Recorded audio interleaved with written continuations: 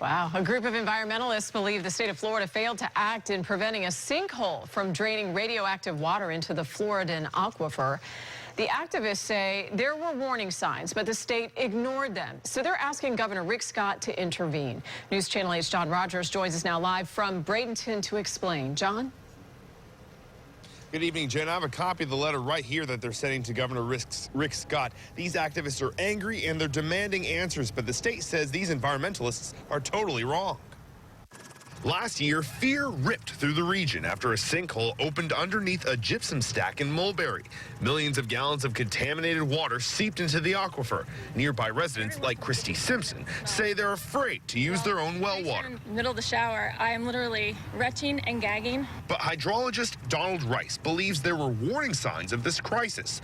The retired expert says data shows there was a sharp spike in the water levels of the aquifer beneath a nearby stack 1 year before the sinkhole. This is a warning sign. When you see water levels rise 40 feet, that's like, red light, danger. Hey, something's going on, something bad. Let's find out what it is. And they didn't. Rice says the Florida Department of Environmental Protection should have shut down the facility to investigate the problem.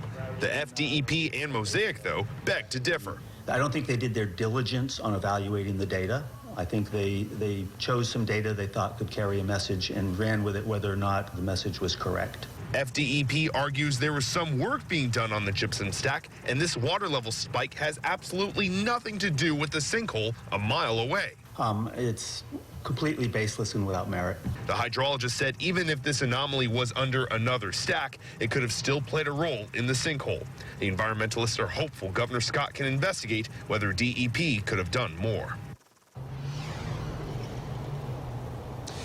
FDEP has monitoring systems in place to study the aquifer beneath these gypsum stacks here, and they say that nothing was out of the ordinary prior to this sinkhole. They also say they provide all their data online for public use, and if anyone out there has any questions, they can give them a call. Back to you. All right, John Rogers live for us tonight. Thank you, John.